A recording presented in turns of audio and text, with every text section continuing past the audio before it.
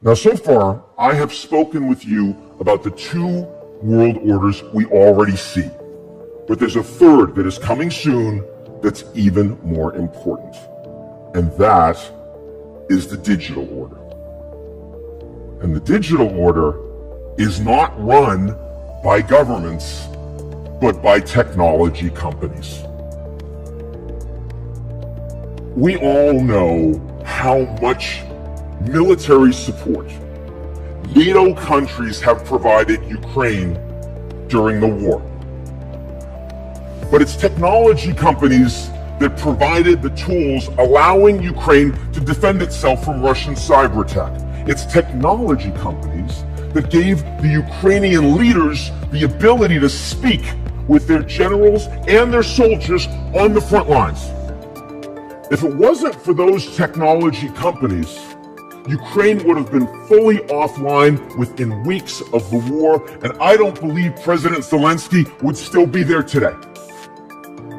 Technology companies determine whether Donald Trump is able, in real time and without filter, to speak with hundreds of millions of people as he runs again for the presidency. It's social media platforms and their ability to promote disinformation and conspiracy theory. Without them, we do not have riots in the Capitol on January 6th. We do not have trucker riots in Ottawa. We do not have a January 8th insurrection in Brazil. Technology companies increasingly determine our identities. When I was growing up, it's nature and nurture. I mean, my deep and abiding emotional problems either come from how I was raised or some genetic failure. Could be both. But today, our identities are determined by nature and nurture and algorithm. If you want to challenge the system, you can't just question authority, as we were all told when we were growing up. Today, you have to question the algorithm. And that is a staggering amount of power in the hands of these technology companies. What are they going to do with that power? And that depends on who they want to be when they grow up. So if China and the United States work to exert much more power over the digital world, and technology companies in those countries align with those governments, we will end up in a technology Cold War. And that means the digital order will be split in two. If, on the other hand, technology companies persist with global business models and we retain competition between the digital and physical worlds, we will have a new globalization, a digital global order.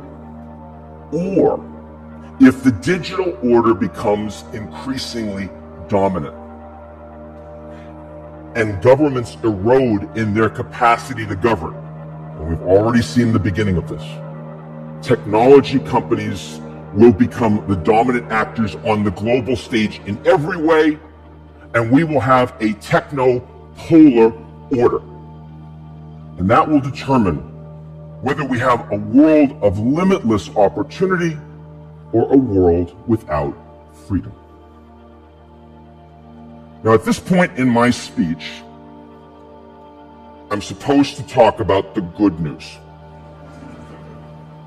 But those of you that have heard this know that that is not coming.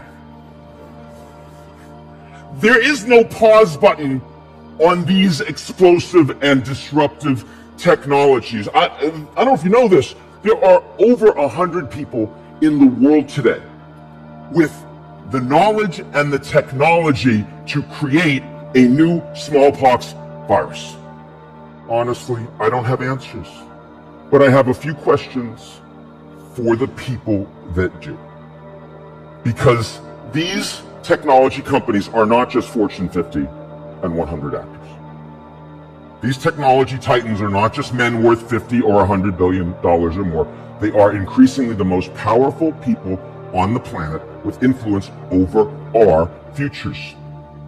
And we need to know, are they going to act accountably as they release new and powerful artificial intelligence? What are they going to do with this unprecedented amount of data that they are collecting on us and our environment? And the one that I think should concern us all right now the most,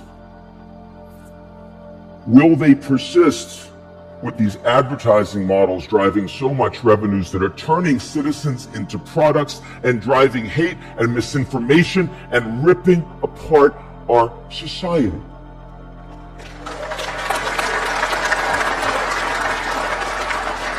When I was a student back in 1989 and the wall fell, the United States was the principal exporter of democracy in the world. Not always successfully, often hypocritically, but number one nonetheless.